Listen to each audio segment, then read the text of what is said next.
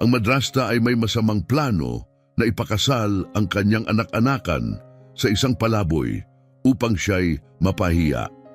Ngunit sa araw ng kasal, isang nakakagulat na revelasyon mula sa naturang palaboy ang nag-iwan ng lahat sa pagkabigla. Sa ilalim ng tirik na araw ng New York, si Antonio, isang gusgusing 32 taong gulang na lalaki na nakasuot ng mga sirang damit, ay nakaupo sa gilid ng Fifth Avenue. Ang dati niyang maliwanag na mga asul na mata ay naging maputla at walang sigla dahil sa pagod at gutom. Ang mga buto niyang halos lumalabas sa kanyang manipis na kasuotan ay nagpapatunay ng matagal na taggutom. Habang pinagmamasdan niya ang walang tigil na daloy ng mga tao, pakiramdam ni Antonio ay isa siyang multo sa gitna ng karamihan. Ang kanyang kumakalam na tiyan ay umalingaw-ngaw sa gutom, mahigit 48 oras na siyang hindi kumakain. Magpakatatag ka, Antonio. Baka ngayon na ang araw na mapansin ka. Bulong niya sa sarili, kumakapit sa manipis na sinulid ng pag-asa. Ngunit agad niya itong sinagot ng pagdududa. Sino ba ang niloloko ko? Isang pulubi tulad ko ay bihirang mapansin ng kahit sino. Mabagal ang takbo ng oras at pilit nilalabanan ni Antonio ang tukso na maghalungkat ng pagkain sa mga basurahan. Nangako siya sa sarili na hindi siya bababa sa ganoong antas, ngunit napakahirap kalabanin ng gutom. Hindi niya maiwasang sundan ng tingin ang bawat taong may bitbit na pagkain o inumin at lalo pang pinaigting ng amoy ng pagkain mula sa mga kalapit na kariton ang kanyang pagkagutom at pananabik. Siguro dapat bumalik na lang ako sa shelter na iyon.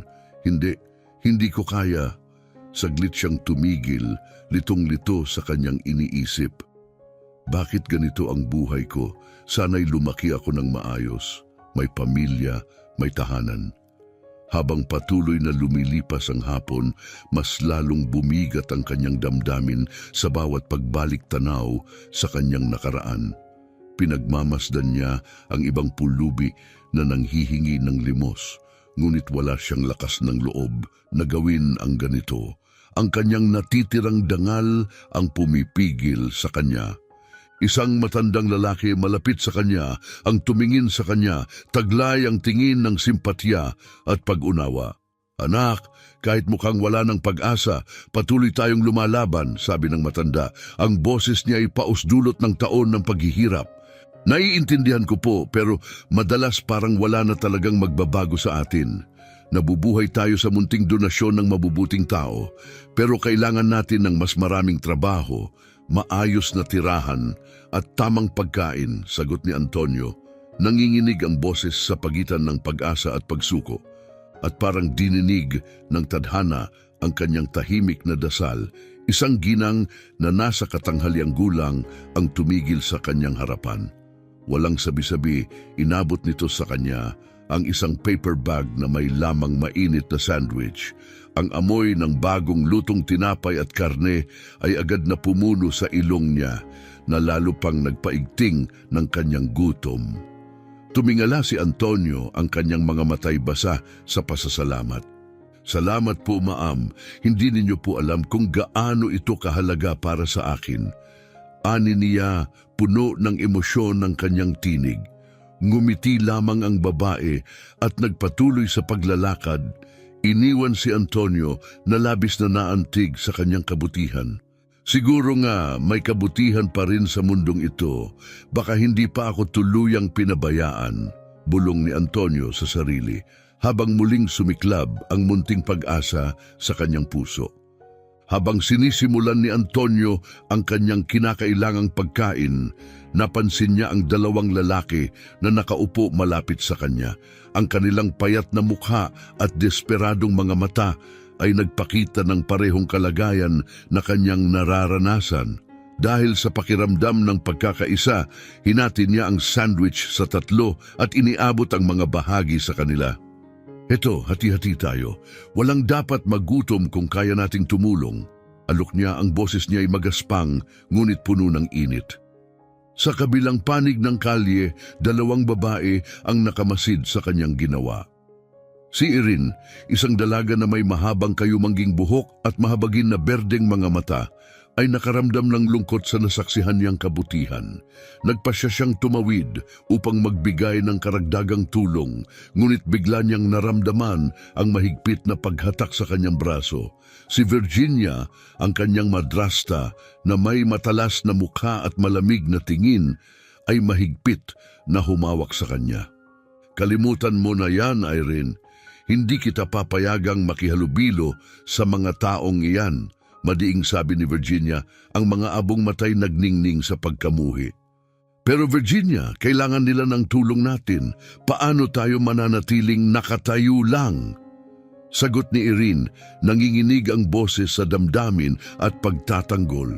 Binaliwala ni Virginia ang protesta ni Irene, hinila siya palayo habang ang tunog ng matulis niyang takong ay tumama sa mararangyang sahig ng isang butik. Ang karangyaan ng mga bintana ng tindahan ay matinding kaibahan sa masaklap na realidad ng kalye. Patuloy na nanlaban si Irene, ang mga mata niya'y hindi maalis kina Antonio at sa kanyang mga kasamahan. Bigla ang huminto si Virginia, hinarap si Irene na taglay ang ekspresyon ng sukdulang pagkamuhi at galit. "Nababaliw ka na ba, Irene? Mapanganib ang mga taong iyon. Malamang gamitin nila ang anumang ibigay mo sa kanila para sa droga o alak," galit na sabi ni Virginia. "Hindi iyon patas, Virginia. Ang taong iyon ay pinaghati-hatian pa ang kanyang kakaunting pagkain ngayon. Paano ka naging ganyan kabasal?" Tugon ni Irene, puno ng galit ang kanyang tinig. Nakuha ng kanilang pag-aaway ang atensyon ng mga dumaraan.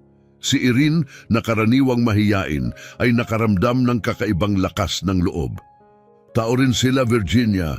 Karapat-dapat silang mabigyan ng awa, hindi paghamak," mariing sabi ni Irene. Hinigpitan ni Virginia ang pagkakahawak sa braso ni Irene. Ang kanyang mga kuko ay tumusok sa balat ng dalaga. "Hindi mo lang naiintindihan kung paano gumagana ang mundo, Irene. Pinili nila ang kanilang kapalaran. Hindi natin tungkulin na iligtas sila," sabi ni Virginia na may himig ng pagmamataas. "Pinili, walang pumipili na magutom o mawalan ng tirahan. Paano ka naging ganito kawalang puso?" Sagot ni Irene na nag-uumapaw ang luha ng pagkadismaya sa kanyang mga mata. Sa buong lakas, muling pinakawalan ni Irene ang sarili mula sa pagkakahawak ni Virginia. Nagmadali siyang tumawid patungo kina Antonio at sa kanyang mga kasamahan. Hinanap niya ang kanyang pitaka, kumuha ng pera at iniabot ito kay Antonio. "Pakikuha po ito, sana makatulong kahit paano," sabi niya. Ang boses niya ay banayad ngunit taus-puso. Tumingala si Antonio sa kanya, nagulat at labis na nagpapasalamat ang kanyang ekspresyon. Nang magtagpo ang kanilang mga mata, nabuo ang isang sandaling koneksyon sa katahimikan. "Salamat, Miss. Malaking bagay ang kabutihan ninyo," sagot ni Antonio, may halong emosyon ang kanyang tinig. "Wala ito. Sana lang mas marami pa akong magawa para makatulong," tugon ni Irene, mababa ang boses na nagpapakita ng pinaghalong ginhawa at pagkabagabag.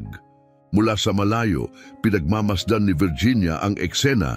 Ang kanyang ekspresyon ay pinaghalong galit at kalkuladong tingin. Habang pinapanood si Antonio, mabilis na nag-isip si Virginia. Nililikha ang isang plano na maaring solusyonan ang kanyang sariling mga problema habang inaabuso ang sitwasyon.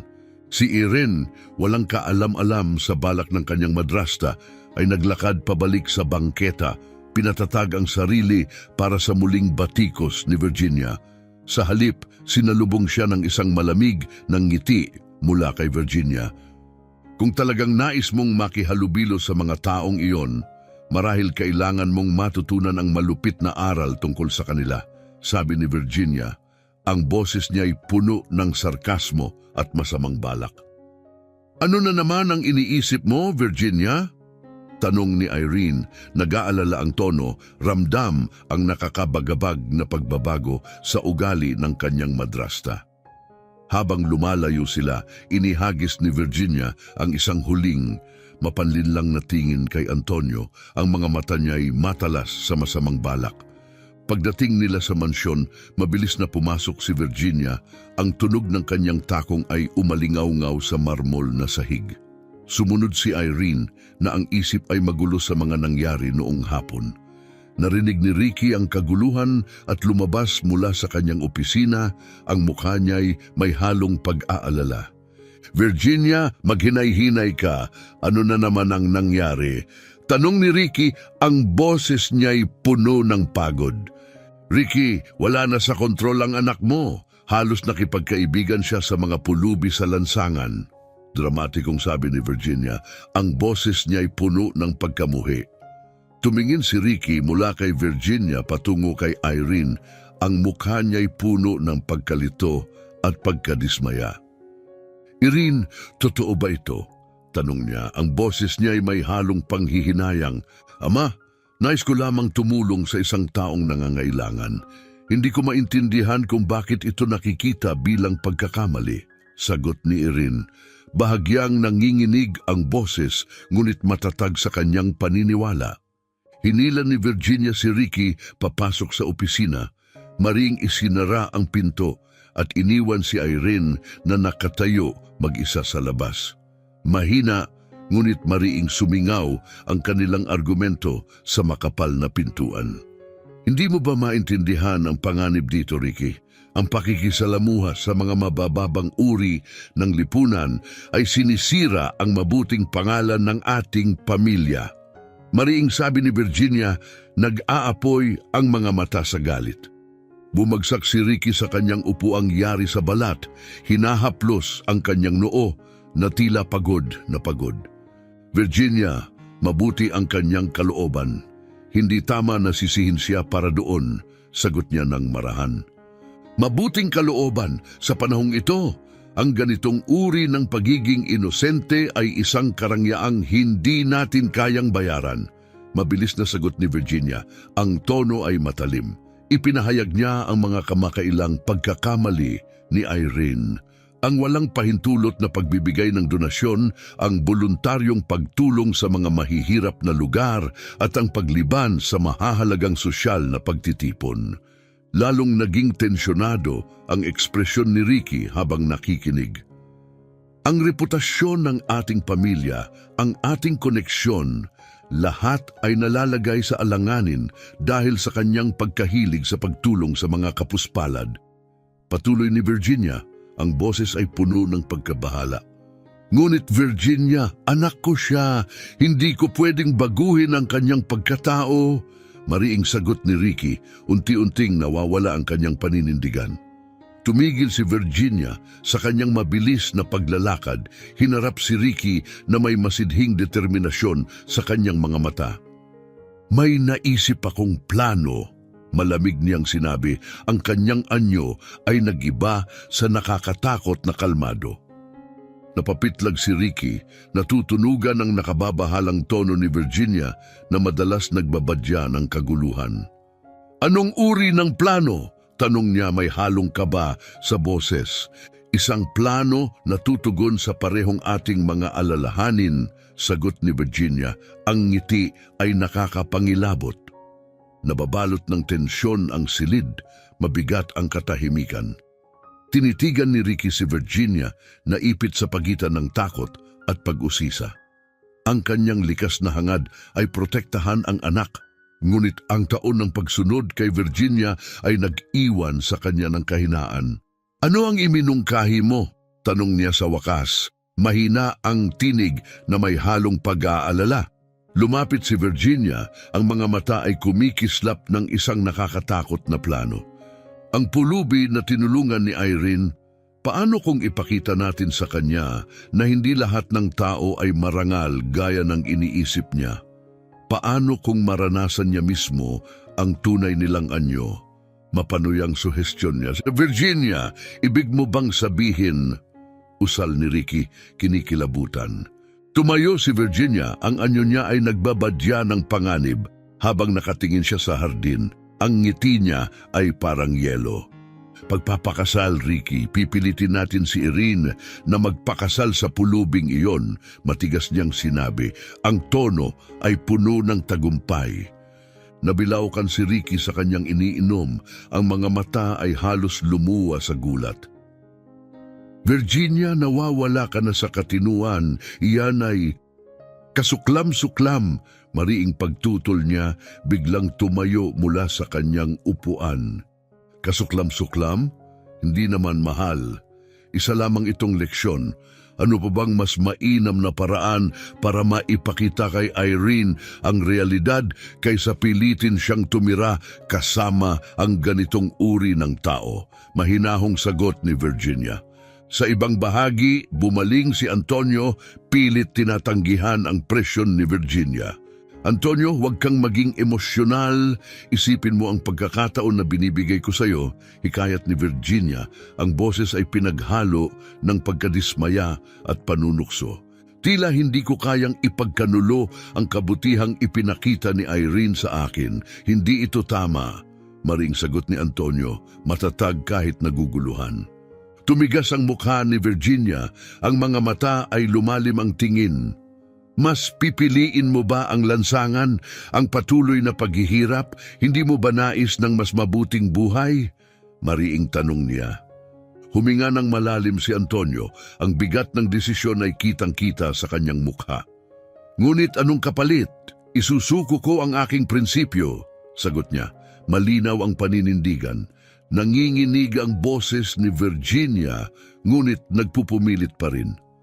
Ang mga prinsipyo ay hindi nagpapakain, Antonio. Isipin mo ang iyong kinabukasan, mariin niyang sinabi. Tumingin si Antonio sa paglubog ng araw, ang makukulay na ulap ay sumasalungat sa bigat ng kanyang damdamin. Kailangan ko ng panahon para mag-isip. Anya, umatras ng bahagya. Wala tayong oras, Antonio. Mahinang pagsusumamo ni Virginia. Ang desisyong ito ay sayo. At ito na ang iyong pagkakataon. Sa huli, tumanggi si Antonio, matibay sa kanyang prinsipyo. Hindi ako magiging kasangkapan sa plano mo, Virginia. Kahit ano paman, anya ng may matatag na determinasyon. Nagningning ang mga mata ni Virginia sa bahagyang inis, ngunit mabilis siyang nagpakawala ng isang mapanuyang ngiti. Nauunawaan ko, ngunit nananatili ang alok. Huwag hayaan ang pride o maling katapatan na hadlangan ka sa mga oportunidad na nasa harap mo. Sagot niya bago mabilis na tumalikod at lumakad palayo, iniwang naguguluhan si Antonio sa kanyang magulong damdamin. Brocha, parang pamilyar ang brochang iyon. Naalala ko ang isang babae, kumakanta, nakakagulo. Bulong ni Antonio sa sarili. Ang isip niya ay nalilito sa mga pira-pirasong alaala mula sa nakaraan. Sige, magpatuloy tayo. Malaki ang maitutulong ng desisyong ito. Udyok ni Virginia, sininyasan si Antonio na sumunod. Tumango si Antonio at umalis. Paglingon kay Antonio sa kalsada, binitiwan niya ang isang pangako sa kanyang mga kasamahan. Maghintay kayo, babalik ako, hahanap ako ng paraan para matulungan tayong lahat, wika niya, puno ng emosyon ng boses. Habang nakaupo sa sasakyan, naamoy ang bagong balat. Hindi maalis ni Antonio ang kakaibang pakiramdam ng pamilyaridad sa brocha ni Virginia at ang kakatwang kalikasan ng kanyang alok. Sana tama ang desisyong ito, ngunit kung makakatulong ito sa iba, marahil ito'y makatarungan. Naisip niya habang kinakabahan ang mga daliri na kumakatok sa kanyang tuhod. Makalipas ang ilang sandali, dumaan ang marangyang sasakyan ni Virginia sa tarangkahan ng ari-arian at bumungad sa kanila ang napakalaking mansyon.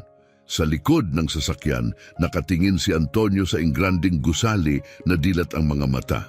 Samantala, si Irene na abala sa pagbabasa sa tabi ng bintana ng kanyang silid ay napatigil ng marinig ang tunog ng sasakyan.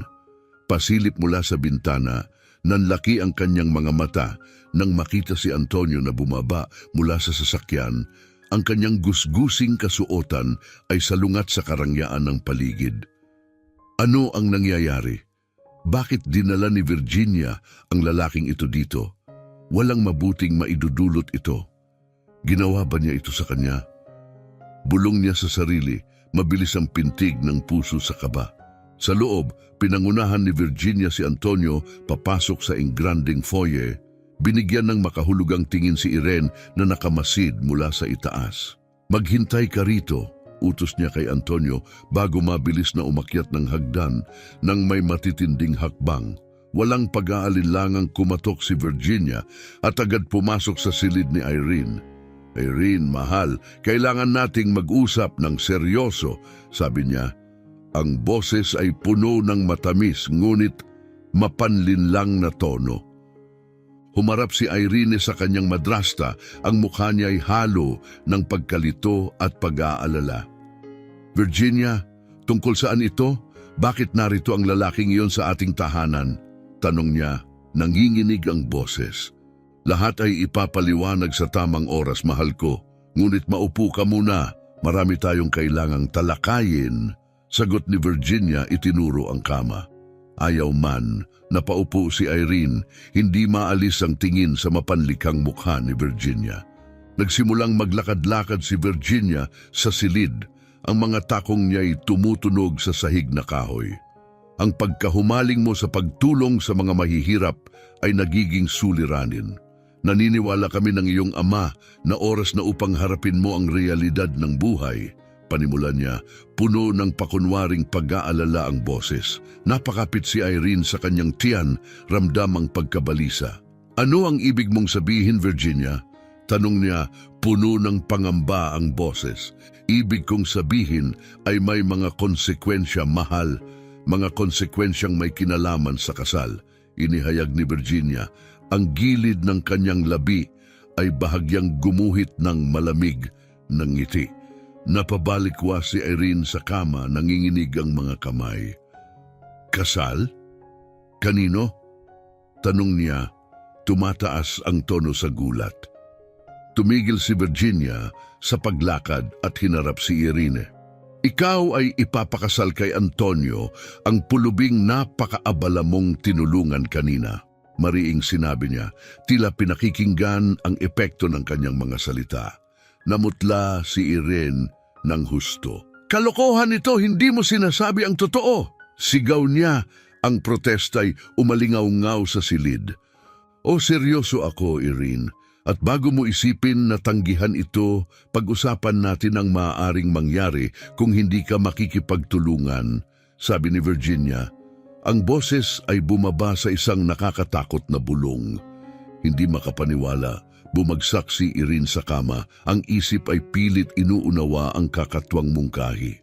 Tumutulong lang ako sa nangangailangan. Paano naging mali iyon? Hindi mo ako maaaring pilitin. Illegal ito, mali ito. Pagtutol niya, nagsisimulang mamasa ang mga mata. Lumapit si Virginia, ang boses ay puno ng panlilinlang. Oh, pero kaya ko at gagawin ko maliban na lang kung gusto mong biglang magkaroon ng problema si Antonio sa batas. Isipin mo, paano kung may mahanap ang mga pulis na kahina-hinala tungkol sa kanya? Banta niya, bawat salita'y puno ng poot. Hindi mo magagawa iyon, inosente siya. Wala siyang kinalaman dito. Giit ni Irene, halos mawalan ng lakas sa kaba. Ano ang makukuha ko rito? Isang manugang na marunong sa lugar niya, sa pamilya at lipunan. Matututo kang ang iyong mga aksyon ay may tunay na kahihinatnan, malamig na tugon ni Virginia. Sa kabilang dako, nakatingin si Antonio sa maluhong banyo na nakadugtong sa kanyang silid. Ang malalaking marmol na batya at mga eleganting gamit ay tila hindi kayang paniwalaan ng kanyang mga mata. Ang lahat ng kailangan ay narito, itinuro ng butler, ang hanay ng malalambot na tuwalya at deluxe na mga produktong pampagahit. Si Antonio, halatang nalulula, ay tumango na lamang bilang tugon. Naiwang mag-isa, pinihit niya ang gripo at pinanood ang usok na pumailan lang mula sa napupunong bathtub. Kailan ba ang huling pagkakataon na naligo ako ng maayos? Bulong niya sa sarili habang dahan-dahang hinuhubad ang kanyang mga lumang damit. Gumugulo sa isip niya ang mga tanong. Magiging tunay ba akong malinis muli? Naalala ko pa ba kung paano ang tamang pagligo? Sa may halong takot at pananabik, pumasok si Antonio sa mainit na tubig. Isang malalim na buntong hininga ng kaginhawaan ang kanyang pinakawalan habang unti-unting hinuhugas ang mga taon ng naipong dumi gamit ang masidhing pagsasabon.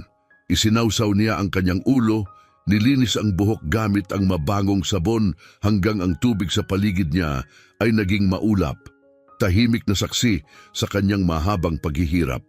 Nanatili siya sa bathtub hanggang lumamig ang tubig, pinahahalagahan ang pakiramdam ng pagiging malinis.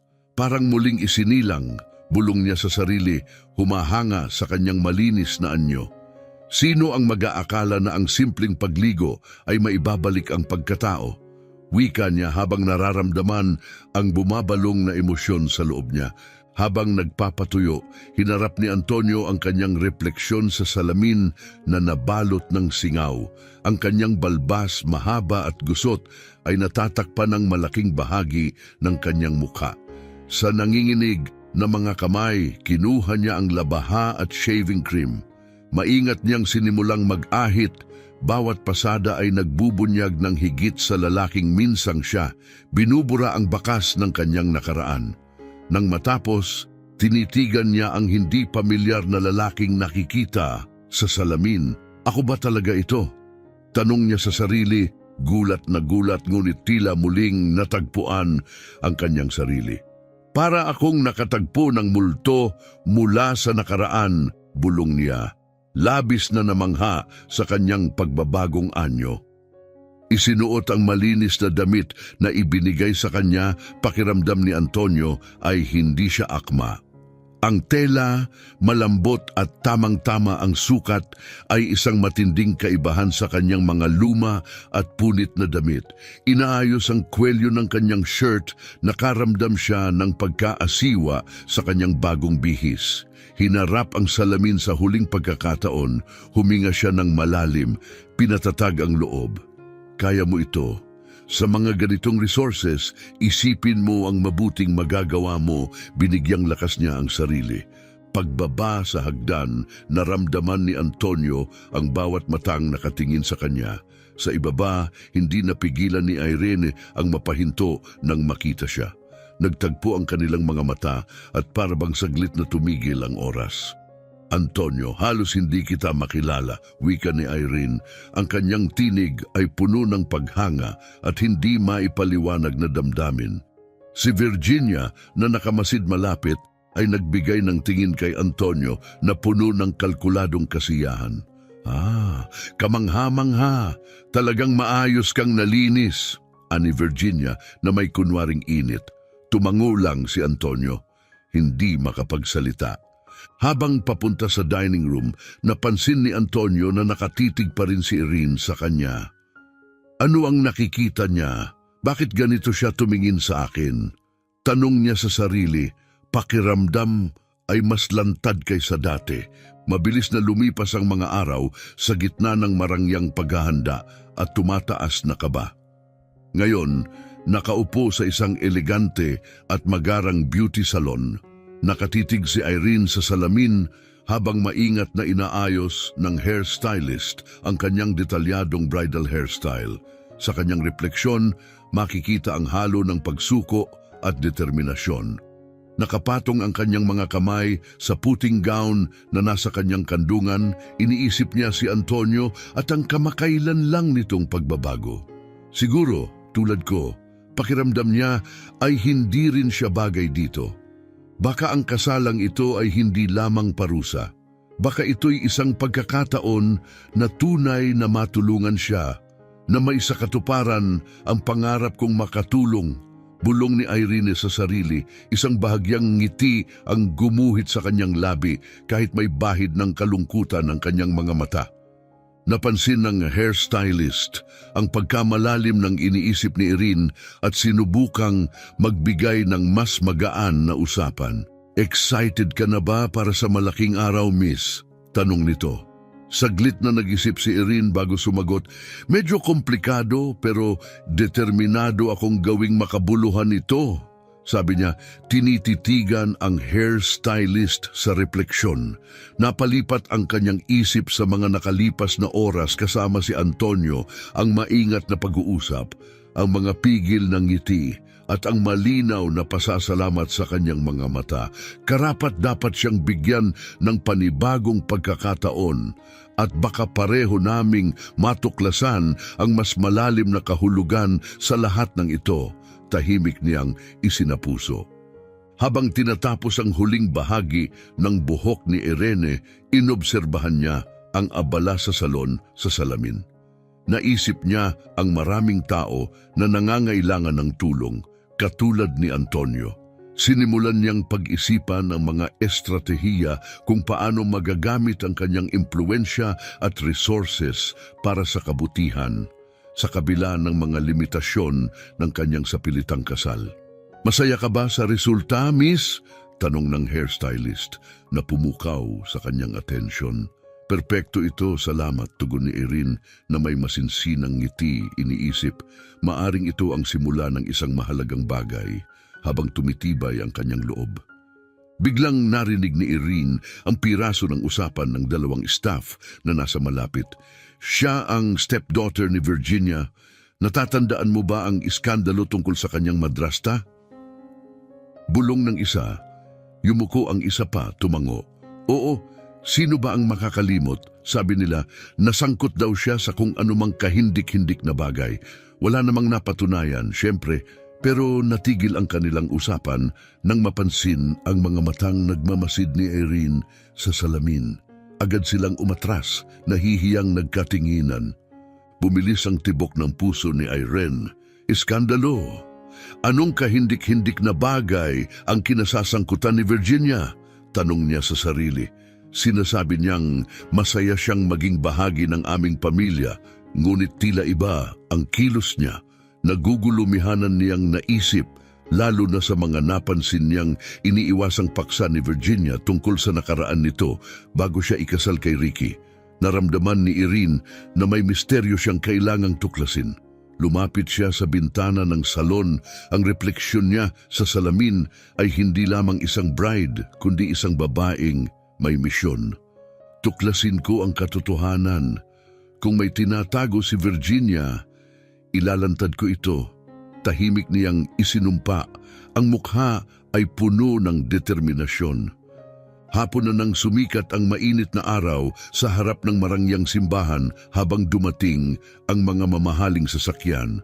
Si Antonio, nakasuot ng isang suit na pakiramdam niya ay dayuhan pa rin sa kanya, ay kinakabahang nakatayo sa pasukan. Habang bumababa ang mga bisitang kabilang sa mataas na lipunan mula sa kanilang mga sasakyan, ang kanilang mga mausisa at mapanuring mga tingin ay nakatuon sa kanya. Mga bulong ng pulubi at iskandalo ang umabot sa kanyang pandinig.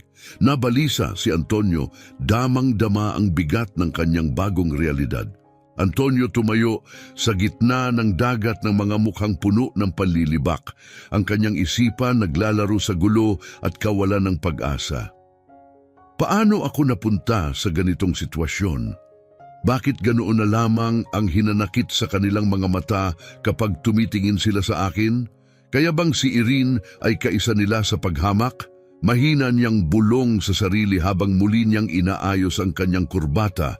Ang mga matay naglalakbay sa paligid upang maghanap ng anumang tanda ng init o kabutihan. Habang ginagawa ito, isang matandang mag-asawa ang lumampas. Ang babae bahagyang itinatago ang paghamak sa kanyang mukha. "Narinig mo na ba?" sabi ni Virginia. Halos palaboy raw siya nung nakaraang linggo. Kawawa naman si Irene. Tiyak na nahihiya na siya, aniya, na sinadyang marinig ni Antonio. Tumango ang kanyang kasama, binabato si Antonio ng isang mapanghamak na tingin. Parang ito'y isang kakaibang parusa, pero bakit kailangang sirain ang pangalan ng pamilya sa pakikipag-ugnayan sa tulad niya? Si Irene siguro'y nawawala na sa sarili. Dagdag pa nito, unti-unting nawala ang kulay sa mukha ni Antonio habang iniintindi ang mapait na katotohanan. Sadya palang ipinamahayag ni Virginia ang kanyang nakaraan, ginagawa siyang paksa ng pangungutya upang hiyain si Irene sa harap ng mga elitista.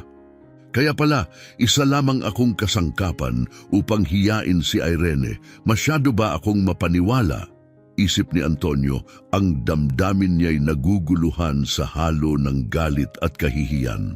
Habang dumarating pa ang mga bisita, ang kanilang masusing mga tingin at bulong ay lalo lamang nagpapabigat ng kanyang damdamin. Sa di kalayuan, natanaw niya si Virginia, ang ngiti nito'y tila pilit habang tinatanggap ang mga bisita. Ngunit ang mga matay panakanakang nagtatapon ng tingin ng tagumpay patungo sa kanya.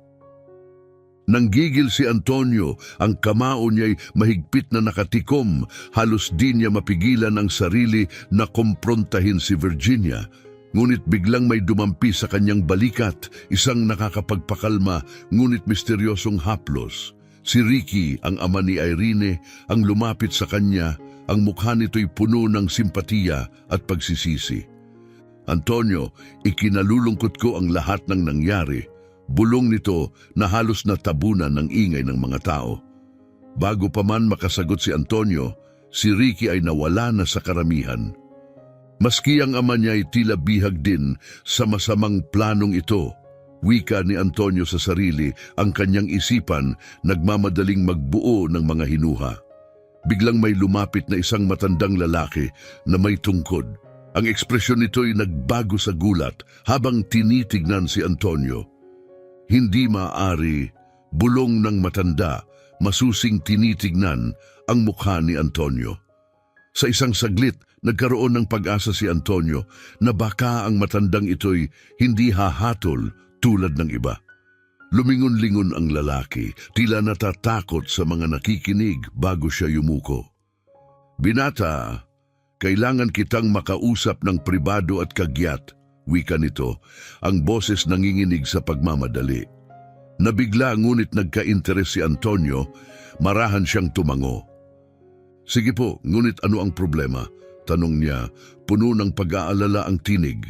Muling tumingin sa paligid ang lalaki bago sumagot. Hindi dito. Puntahan mo ako sa likod ng simbahan sa loob ng 5 minuto. May mahahalagang bagay kang kailangang malaman, aniya at dali-daling umalis sa abot ng makakaya ng kanyang tungkod. Nanatiling nakatayo si Antonio, ang puso'y bumibilis ang tibok. Ang mga nangyayari tila bahagi ng isang komplikadong palaisipan, bawat isa ay nagbubunyag ng mas nakatatakot na pangyayari kaysa inaasahan niya. Pagkatapos ng kanilang tagpong lihim, isiniwalat ng matanda ang mga nakakagulat na katotohanan na yumanig sa pagkatao ni Antonio. Sa muling pagpasok niya sa simbahan, ang paligid ay puno ng tensyon. Ang mga tao'y nagbubulungan at dahan-dahang nauupo, tila nararamdaman ang alingas-ngas ng drama. Habang nakatayo sa altar, ang tibok ng puso ni Antonio'y parang kulog. Ang mga sinabi ng matanday paulit-ulit na umaalingaw-ngaw sa kanyang isipan. Tumingin siya sa pinto ng simbahan, pinipilit tibayin ang sarili upang manatili para kay Irene sa kabila ng kaguluhan sa kanyang kalooban. Napansin ng Reverend ang kanyang nag-aalalang ekspresyon at bumulong na puno ng pag-aalala. Ayos ka lang ba, binata? Bahagyang tumango si Antonio, ang determinasyon niya'y tumibay. Kailangan kong manatiling matatag. Kailangang marinig ni Irene ang katotohanan, ngunit hindi sa ganitong pampublikong tagpo.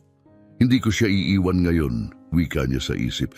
Ayos lang, Reverend, sagot niya, ngunit ramdam sa kanyang boses ang kaba habang tumutunog ang martsa ng kasal. Bawat matay na patingin sa pintuan ng simbahan, Pumasok si Irene, ang kagandahan niya'y lalong naliwanagan ng kanyang trahe de boda, ngunit ang kanyang mga matay naglalaman ng halong takot at determinasyon. Bawat hakbang niya patungo sa altar ay tila mabigat, parang papunta siya sa isang kapalarang hindi niya sigurado. Si Virginia na nakaupo sa unahan ay nanonood na may grimang kasiyahan, na ngayon ay mas lumabas na tila masama sa paningin ni Antonio. Kung alam lang niya ang natuklasan ko, paano magbabago ang lahat kapag nabunyag na ang katotohanan, wika ni Antonio, ang mga mata nakapako kay Irene. Nang marating ni Irene ang altar, nagtagpo ang kanilang mga mata at sa maikling palitan na iyon, isang tahimik na pagkakaunawaan ang nagbukas sa pagitan nila, isang lihim na kasunduan laban sa anumang pagsubok na haharapin nila. Sinimulan ni Reverend Santa Cruz ang seremonya. Ang kanyang boses pinupuno ang simbahan, ngunit para kay Antonio, ang mga salita nito'y tila malayo, natatabunan ng sikretong nagpupumiglas sa kanyang dibdib. Maghintay ka lang, Antonio. Darating din ang tamang oras para ilahad ang lahat, siniguro niya sa sarili. Nagpatuloy ang seremonya. Bawat anunsyo mula sa Reverend ay nagpapalakas ng tensyon sa paligid. Dumating ang sandali ng katotohanan. Kung may sino man sa inyo ang may nalalaman na dahilan kung bakit hindi dapat ipagpatuloy ang kasal na ito, magsalita ngayon o manahimik magpakailanman, sabi ng Reverend. Ang katahimikan ay bumalot sa buong simbahan. Naninigas ang mga kalamnan ni Antonio. Ang pagnanasang ihayag ang kanyang nalaman ay halos hindi niya mapigilan. Ngunit siya ay nagtimpi, batid ang mas malaking plano na nagaganap. Sa biglang pagtagal ng katahimikan, biglang tumayo si Virginia. May gusto akong sabihin, anunsyo niya ng matalim, ang kanyang boses tila kutsilyong humati sa katahimikan. Kumabog ang puso ni Antonio, ang kanyang mga matay nanlaki sa pagkabigla. Alam ba niya ang aking natuklasan? Tanong niya sa sarili. Unti-unting nararamdaman ang pag-agos ng takot sa kanyang dibdib. Sa mga araw matapos ang pagsabog ng mga revelasyon sa simbahan, nabago ang kapalaran ng lahat ng sangkot. Determinado si Antonio na patunayan ang kanyang angkan, kaya't sumailalim siya sa isang DNA test kasama ang isang malayong kamag-anak mula sa linya ng mga Howard. Punong-puno ng pananabik ang hangin habang hinihintay ang mga resulta. Sa opisina ng abogado ng pamilya, sa isang maaraw na hapon, magkasamang naghihintay sina Antonio, Irene at Ricky habang binubuksan ng sobreng naglalaman ng resulta. Ang deklarasyon ng abogado ay umalingaw-ngaw sa tahimik na silid. Kumpirmado, si Antonio ay walang alinlangang nawawalang anak ni Jonathan Howard. Hinawakan ni Irene ang kamay ni Antonio, luha ng kasiyahan at ginhawa ang pumuno sa kanyang mga mata. Si Ricky naman, na patuloy pang tinatanggap ang mga revelasyon, ay naglagay ng mapagkalingang kamay sa balikat ni Antonio. Sa wakas, matapos ang napakaraming taon, malinaw na ang katotohanan. Nakakapagpalaya na makita ang realidad na posible pa rin ang kaligayahan sa kabila ng lahat, sabi ni Antonio, puno ng emosyon ang tinig. Samantala, agad na hinarap ni Virginia ang mabibigat na parusa. Kinasuhan siya ng pandaraya, panlilinlang at posibleng kaugnayan sa maagang pagkamatay ni Jonathan Howard, kaya't nalagay siya sa isang mahabang legal na laban. Sa mga sumunod na araw, armado ng search warrant, dumating ang mga pulis sa kanyang mansyon. Walang magawa si Virginia habang ginalugad nila ang bawat kwarto. Kinukuha ang mga dokumento, computer, at ang kanyang mahalagang brotsa na ngayoy mahalagang ebidensya. Ang piskal na nais gumawa ng halimbawa sa kasong ito ay nanawagan ng masusing investigasyon sa pagkamatay ni Jonathan na dati itinuring na isang aksidente. Mula sa mataas na antas ng lipunan, si Virginia ay biglang itinakwil na parabang may dala siyang salot. Ang kanyang katayuang panlipunan ay naglaho ng kasing bilis ng kanyang pag-angat. Tumigil ang mga tawag at nawala ang mga imbitasyon sa eksklusibong pagtitipon. Iniiwasan siya ng mga kakilala sa publiko, natatakot na madamay ang kanilang pangalan. Sa gitna ng patuloy na investigasyon, na-freeze ang kanyang mga ari-arian, kaya't naputol ang kanyang walang hanggang yaman. Ang kanyang mansyon na dati kanyang kanlungan ay naging tila marangyang kulungan na papalibutan ng mga mamamahayag na naghahanap ng pagkakataong masilip ang kanyang pagbagsak. Sa kabalintunaan, naranasan ni Virginia ang tila kawalang pag-asa na minsang ipinaranas niya kay Antonio. Habang lumilitaw ang mas maraming ebidensya at nabubunyag ang kanyang mapanlinlang na gawain, naging malinaw na hindi lang siya kahaharapin ang pagtakwil ng lipunan kundi pati ang mahabang panahon sa bilangguan. Sa gitna ng mga kaguluhang ito, lalong tumibay ang ugnayan ni Antonio at Irene. Taliwas sa ingranding kasalang inorganisa ni Virginia, tahimik at taus-pusong seremonya ang kanilang ginanap. Ang pagsasama nila'y hindi nadungisan ng panlilinlang, kundi nakabatay sa purong pag-ibig at hangaring makapagdulot ng pagbabago. Habang binibigkas ang kanilang mga sumpaan, iminungkahi ni Irene, "Antonio, ano sa tingin mo ang paggamit ng ating pinagsamang yaman upang tumulong sa mga nasa kalagayang katulad ng dati mong kinasadlakan?" Malalim na naantig at naudyukan, sumagot si Antonio, "Walang makakapagpasaya sa akin ng higit pa. Mahal ko. Gawin nating inspirasyon ang trahedyang ito upang makapagdulot ng kabutihan." Sa mga sumunod na buwan, itinatag nila ang isang foundation na nakatuon sa pagtulong sa mga walang tirahan at mga batang inabandona. Ang kanilang walang kapag-urang pagsisikap ay naglalayong magbigay ng tirahan, edukasyon at oportunidad sa mga madalas nakakaligtaan ng lipunan. Si Ricky, na nagsisisi sa hindi sinasadyang paglahok sa mga plano ni Virginia, ay aktibong sumuporta sa mga kawanggawa ng mag-asawa. Ang kahangahangang paglalakbay ni Antonio mula sa pagiging palaboy hanggang sa pagiging isang kinikilalang tagapagmana at pilantropo ay umantig sa puso ng publiko. Naging simbolo siya ng pag-asa at patunay na kayang mapagtagumpayan ang anumang pagsubok.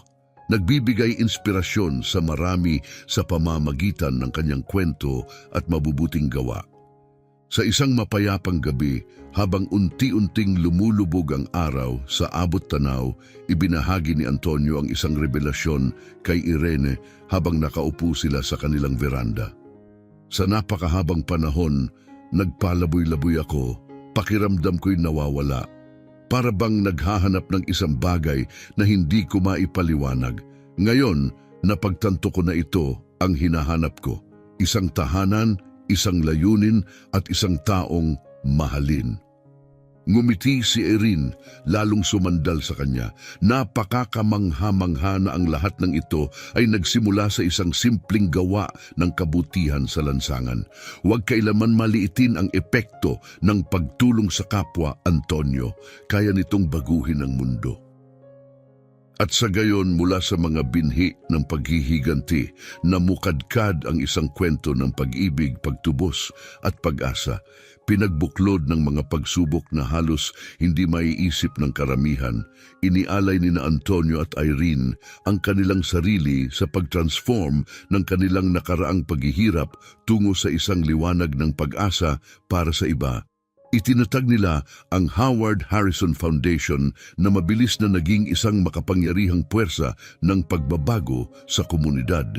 Kabilang sa kanilang mga inisyatibo ang pagbubukas ng mga silungan na hindi lamang nagbigay ng kanlungan, kundi pati na rin ng mga serbisyo para sa rehabilitasyon at pagsasanay sa hanap buhay. Ang mga ulilang bata ay nakatagpo ng bagong pamilya sa pamamagitan ng maayos na pamamahala ng adoption services. Bawat taon, ang mga scholarship na kanilang iniaalok ay nagtatanggal ng tanikala ng kahirapan, isang bagay na labis na nauunawaan ni Antonio. Ang kanilang pagsisikap ay nagdulot ng isang alon ng kabutihan na nag-udyok sa ibang mayayamang pamilya na muling pag-isipan ang kanilang mga pamana. Ang lungsod na dati ikilala sa pagiging malamig at mapagmataas ng mga nasa itaas na antas ng lipunan ay nakilala ngayon bilang isang lugar ng puso at aktibong pakikilahok sa lipunan. Si Antonio, na dating tinaguriang nawawalang bata, ay naging simbolo ng katatagan. Madalas siyang magsalita sa mga institusyong pang-edukasyon, nagbibigay inspirasyon at hinihimok ang iba na huwag mawalan ng pag-asa. Samantala, ginamit ni Irene ang kanyang talas sa pakikisalamuha upang magtipon ng suporta para sa mga isyong madalas baliwalain.